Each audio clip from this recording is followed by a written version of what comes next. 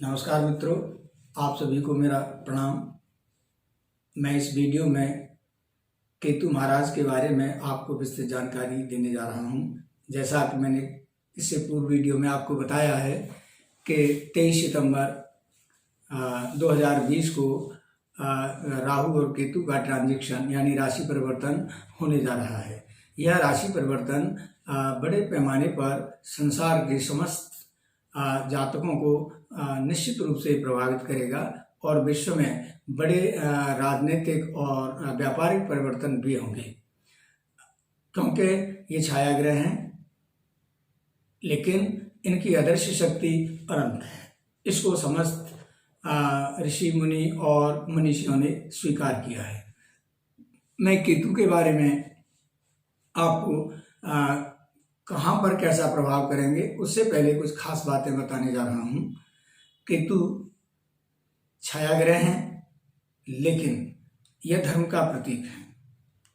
यदि कोई व्यक्ति धर्मनिष्ठ और पुण्यों के साथ जीवन जीता है तो उसकी धर्म ध्वजा फहराती है, यानी उसके पुण्य कार्यों का यश फैलता है। केतु उसको आंख बंद करके असीमित ख्याति, धन, दौलत और सम्मान देते हैं। केतु के बारे में यह स्पष्ट रूप से आप लोगों को जान लेना चाहिए कि यह मोक्षदाता है। केतु ही मोक्ष का कारण बनते हैं। कैसे?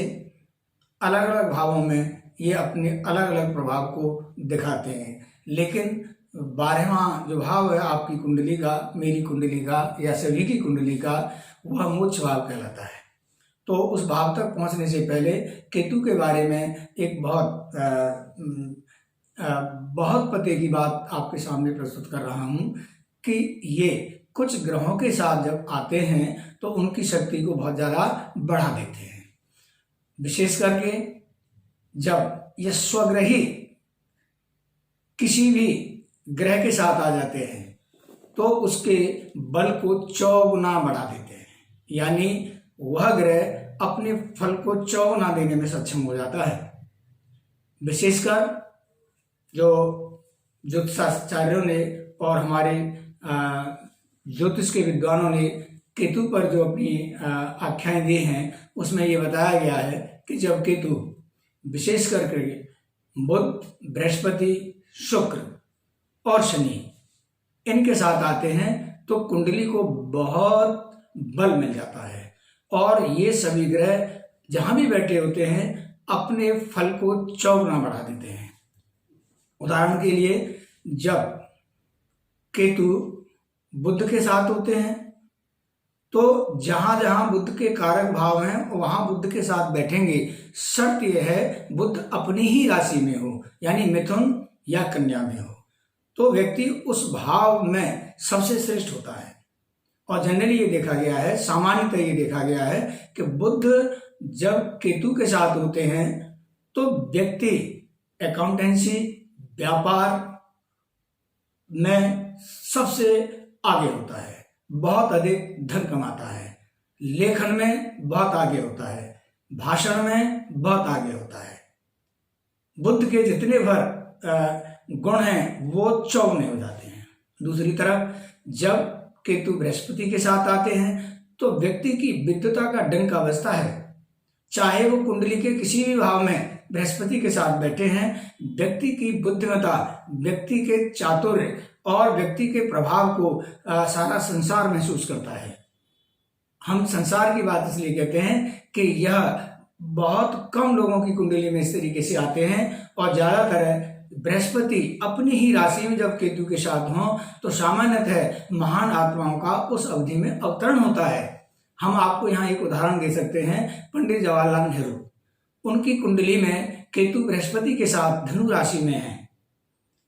पंडित नेहरू का कर्क लग्न है और 6वें भाव में उनके साथ केतु विराजमान है।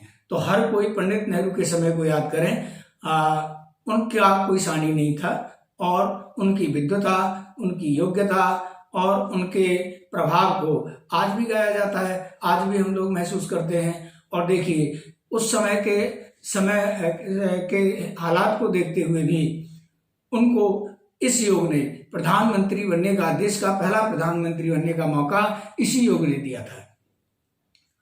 तो केतु की बृहस्पति के साथ हमने एक बहुत बड़ा उदाहरण आपके सामने पेश किया है। दूसरी तरफ जब केतु शुक्र के साथ जाते हैं तो व्यक्ति प्रसिद्ध संगीतकार, लेखक, गायक, कवि और वाणी का जादूगर होता है। यानी शुक्र की दो राशियां हैं, वृष एवं तुला। दोनों ही राशियों में यह कई गुना शुक्र के गुणों को बढ़ा देता है। उदाहरण के लिए यदि शुक्र वृष या तुला राशि में द्वितीय भाव में आ जाए तो व्यक्ति वाणी का धनी तो होता ही है, साथ साथ बहुत धनाढ्य होता है। केतु शुक्र को 4 गुना धन लाने के लिए व्यक्ति के लिए प्रेरित कर देते हैं। तो केतु इतने महत्वपूर्ण होते हैं कुंडली के अंदर। अब बात आती है कि हम अलग अलग भावों पर इसको कैसे देखें। तो उसे देखने से पहले, जैसा कि मैं अपनी पहले वीडियो में आपको बता चुका हूं, इस बात का आप ध्यान रखें कि केतु आपकी कुंडली में किस भाव में है और किस ग्रह के साथ हैं, किस ग्रह की युति है। 9 ग्रहों में से किसी के साथ भी युति होगी तो मैंने अभी बताया कि उसके फल को ये चौगुना बढ़ा देते हैं। यह इनकी खूबी है। अब क्रमशः मैं आपको जानकारी देते हुए चलता हूं। यदि केतु लग्न में है तो यहाँ पर व्यक्ति को कृश काया बना देते हैं। ज्यादातर ऐसे लोग दुबले पतले होते हैं और लेकिन बहुत चतुर होते हैं। वो कह सकते हैं कि यदि वो बहुत अच्छे संस्कार के हैं तो अच्छे कार्यों की उनमें बहुत निपुणता होगी। यदि वह दूसरे तरीके के लोग हैं, ये तो पूर्व जन्मों के हिसाब से व्यक्ति अपने गुण लेकर आता है, तो वो बहुत शातिर टाइप होते हैं। दूसरे भाव में यदि केतु विराजमान है तो व्यक्ति बहुत शौकीन होता है और उसको बहुत धन की प्राप्ति होती है, लेकिन धन का बहुत नाश भी होता है। यदि वहां पर केतु अकेला है तो व्यक्ति को धन से चैन से नहीं रहने देता। लेकिन जैसा कि आपको मैंने अभी बताया है, यदि वह गुरु, बुध या शुक्र के साथ वहां पर आता है तो गुणों की भरमार कर देता है। अब तीसरे भाव में जब हम केतु को देखते हैं तो ये केतु का बहुत प्रभावशाली भाव है, लेकिन यहाँ पर एक बहुत बड़ी समस्या केतु के कारण जातक को झेलनी पड़ती है। उसके कुटुंबीजन और उसके बंधु भाई लोग बेहद चालाक होते हैं, स्वार्थी होते हैं, जिसके कारण उसको बहुत वेदना होती है। यानी केतु तीसरे घर में आता है तो व्यक्ति को निश्चित तौर पर उसके सहोदरों से ही धोखा होता है, उसको वेदना होती है, कष्ट होता है और कभी कभी दारुण वेदना तक उसे झेलनी पड़ती है उनके धोखाधड़ी या विश्वासघात के कारण। अब चतुर्थ भाव, क्योंकि सुख भाव है और ये माँ का घर भी है, घर का सुख भी है। चतुर्थ भाव में केतु जब होता है तो यहाँ पर माँ का स्नेह जितनी अपेक्षा है उससे बहुत कम मिलता है। ऐसे जातक से माँ का लगाव कम होता है। हालांकि माँ तो माँ है, फिर भी केतु अपने प्रभाव को यहाँ दर्शाते हैं। दूसरा, किसी भी कुंडली में यदि केतु चौथे घर में है तो दाम्पत्य जीवन में रुचिता पक्के तौर पर देखने को मिलती है। यानी यदि ये जेंट्स की कुंडली में है तो उसकी पत्नी का रूखा व्यवहार दाम्पत्य जीवन में उसको झेलना होगा। यदि वह लड़की की कुंडली है यानी तो उसे अपने हस्बैंड के रूखे व्यवहार को झेलना पड़ेगा। तो यहाँ पर चौथे भाव में केतु को निश्चित तौर पर शांत किया जाना चाहिए, जिसका मैं आगे जाकर आपको थोड़ा उपाय बताऊंगा। अब पहुंचते हैं पंचम भाव में। पंचम भाव में केतु होता है तो व्यक्ति यहाँ पर बहुत चालाकी भरे व्यवहार लोगों के साथ करता है और उसके कथनी और करनी में फर्क होता है। दूसरा, उससे भी 4 कदम शातिर उसकी संतान होती हैं। तो पंचम भाव में जो केतु है इन दुर्गुणों को देता है, लेकिन एक बहुत बड़ा सद्गुण भी देता है। व्यक्ति गूढ़ विद्याओं का ज्ञानी होता है और दार्शनिक होता है। वह किसी भी बात को बगैर तर्क के स्वीकार नहीं करता है, यह उसकी अच्छाई होती है। तो ज्यादातर जो प्रसिद्ध फिलोसफर होते हैं, आपने देखा होगा, वह बहुत कसौटी पर कोई बात खरी उतरेगी उसे एक्सेप्ट करेंगे, स्वीकार करेंगे, अन्यथा नहीं करेंगे। लेकिन आप बहुत बड़े फिलोसफर्स की पर्सनल लाइफ को जाके पढ़िएगा तो आप देखे होंगे कि उन्हें संतान से बहुत जो है असंतुष्टि रही होगी। उसका कारण उनका स्वयं व्यवहार बच्चों पर चला जाता है यहाँ केतु होने से। अब बात आती है छठवें भाव की। यह केतु के लिए श्रेष्ठ घर है। यहाँ पर जब केतु होते हैं तो व्यक्ति को बहुत दौलत, बहुत अधिकार, बहुत प्रसिद्धि और उसकी धर्म ध्वजा को बहुत ऊंचा लहराते हैं। उसकी ख्याति दूर दूर तक होती है। यानी छठवें भाव में केतु की महिमा को जितना कहा जाए उतनी ही कम है। ये बहुत सौभाग्य से छठवें भाव में मिलते हैं। सप्तम भाव ये दाम्पत्य सुख का स्थान है और यदि ज्योतिष की भाषा में कहा जाए तो यह सृष्टि स्थान यही है। कारण पति पत्नी का है, जिसके कारण सृष्टि की रचना होती है। तो यहाँ पर केतु जब आ जाता है तो पार्टनर को, यानी लड़की की कुंडली में उसके हस्बैंड को या लड़के की कुंडली में उसकी पत्नी को यह रोगग्रस्त करता है और निश्चित तौर पर कई मामलों में उसे अक्षम बना देता है और आगे जाकर रोगग्रस्त करके एक तरीके से वैवाहिक जीवन को निरर्थक सा कर देता है। तो सप्तम भाव में केतु की ये बहुत बड़ी खराबी होती है। अष्टम भाव, अष्टम भाव क्योंकि मृत्यु भाव है, हम आपको बताते आ रहे हैं, तो यहाँ अष्टम भाव में भी केतु की भूमिका बहुत खराब होती है। अष्टम भाव में केतु होने पर व्यक्ति को ज्यादातर दुर्घटनाओं का सामना करना पड़ता है और गंभीर त्वचा रोगों का सामना करना पड़ता है। और ये देखा गया है कि अष्टम भाव में केतु हो तो व्यक्ति को कुष्ठ रोग होने की संभावना रहती है। तो अष्टम भाव में केतु होने पर हमें इस बात पर ध्यान देना चाहिए कि खान पान या जो भी दवाएं हैं उनका सेवन बहुत सोच समझ के करना चाहिए। नवम भाव, नवम भाव क्योंकि धर्म स्थान है, तो यहाँ पर केतु जो है पिता के लिए बहुत कष्टकर होता है। जिन लोगों का भी केतु नवम भाव में आता है उनके पिता के सर पे एक तरीके से अरिष्ट मंडराया रहता है और यहाँ पर व्यक्ति फिर भी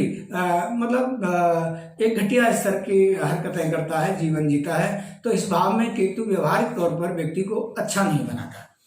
दशम भाव में केतु आता है तो देखिए, दशम भाव में केतु और कोई व्यक्ति व्यापार का कार्य करता है तो आप यकीन जानिए कि वो बहुत घटिया तरीके का व्यापारी बनेगा। जैसे कम तौलना, बेईमानी करना, मिलावट करना, इस तरह के लोग जो व्यापार में पकड़े जाते हैं, आप आंख बंद करके जान लीजिए कि केतु उनका दशम स्थान में है। दूसरी तरफ यदि कोई व्यक्ति अधिकारी है और उसकी कुंडली में दशम भाव में केतु है तो वो बेहद घटिया स्तर का होगा। वह अपने अधिकारों का सर्वाधिक दुरुपयोग करेगा और झूठ और उसका सहारा लेकर के वह अधिकतम धन ऐंठने की कोशिश करेगा।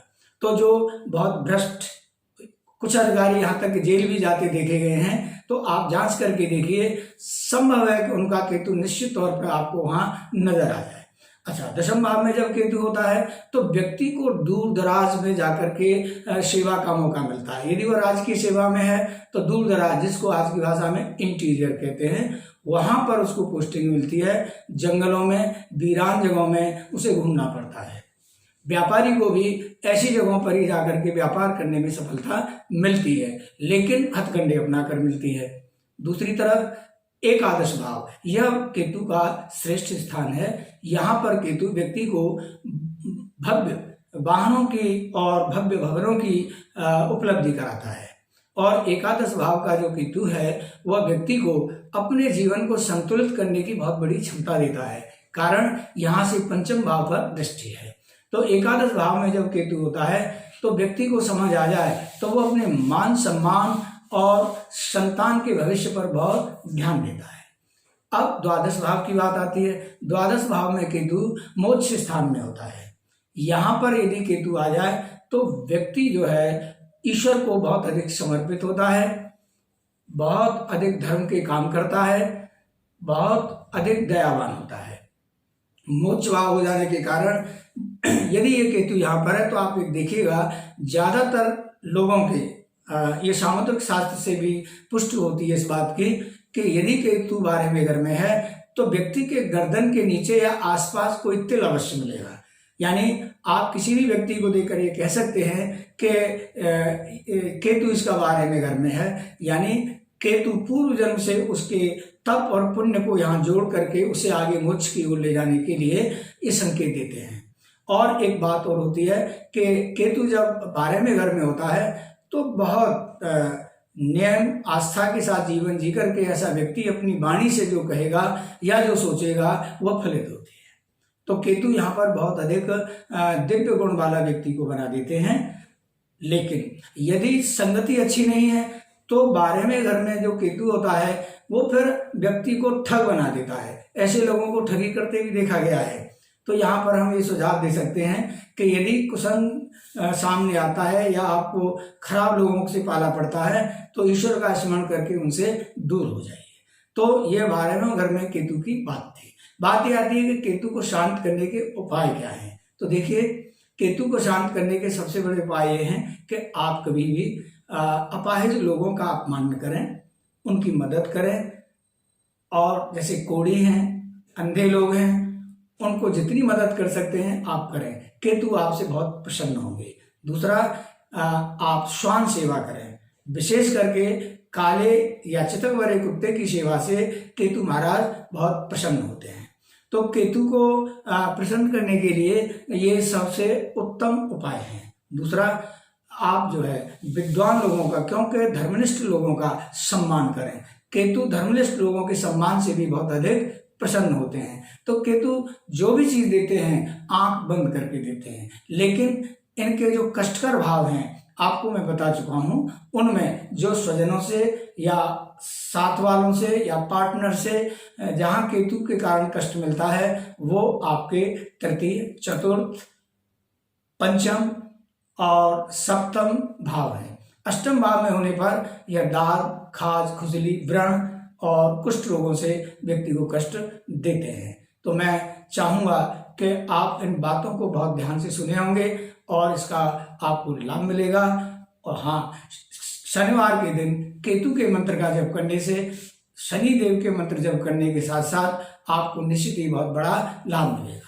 दान में काले तिल के दान कर देने से केतु बहुत आश्चर्यजनक तरीके से शांत होते हैं। यदि केतु का बहुत अधिक को प्रभाव चल रहा है तो आप इस बात को आजमाइए, बुधवार के दिन मीठे दूध में गली के कुत्ते को रोटी खिलाइए और ये कम से कम 8 बुधवार कीजिए और उस केतु का जो अरिष्ट है वो निश्चित तौर पर टल जाएगा। एक बात और, केतु यदि आपकी कुंडली में शुभ नहीं है तो आपको यहाँ पर ये हम समझाना चाहेंगे कि आप मटन और फिश यानी इनको सेवन नहीं करिएगा। यदि आप इनका सेवन करते हैं तो कालांतर में जाकर के केतु आपको बहुत दंडित करेगा। मैं यहाँ कोई नाम नहीं लूंगा, लेकिन मेरा बहुत पुराना एक अनुभव है। कहीं कोई डॉक्टर थे और वो मटन खाने के बहुत शौकीन थे। बाय द वे मैंने कुंडली देखी, मैंने उनको परामर्श दिया, लेकिन मैंने देखा वो नहीं माने। आज वो इस दुनिया में नहीं है, लेकिन मुझे बहुत दुख है कि वो बहुत दुर्गति के साथ इस दुनिया को छोड़कर गए। तो केतु इस बात के रुष्ट हो जाते हैं क्योंकि वो उनका प्रतिनिधित्व करते हैं। इसीलिए यदि बहुत अधिक समस्या आ जाए, मैंने इसके कई प्रत्यक्ष प्रयोग करके देखे हैं। मैंने कई जगह लोगों को कहता हूं ये कष्ट है तो आप दूध की बकरी दान कर दीजिए। दूध की बकरी के दान से केतु का महा अरिष्ट खत्म हो जाता है। यह 100% अनुभव में आई सत्य बात है। अब दूसरा पक्ष देखिए कि यानी बकरी को सताने से, मटन खाने से फिर कौन रुष्ट होगा? केतु महाराज। क्यों? कि जीवों में, बकरी में उनका प्रतिनिधित्व है। तो जिन लोगों की कुंडली में केतु खराब हों, कष्ट देने वाले हों, उनको मटन खाने से तौबा कर लेनी चाहिए। मैं अपनी वाणी को यहीं विराम देने जा रहा हूं और आपसे उम्मीद करता हूं कि आप इस वीडियो में आपको बताई गई बातों का अनुकरण करेंगे और राहु के दुष्प्रभावों से बचेंगे और उनके अच्छे प्रभावों का आप लाभ उठाएंगे। ईश्वर आपकी मदद करें, आप जो है इन उपायों से उन्नति करें, केतु के कष्टों से मुक्त हों। इस अवधारणा के साथ, इस भावना के साथ मैं अपने वीडियो को विराम देता हूं। नमस्कार।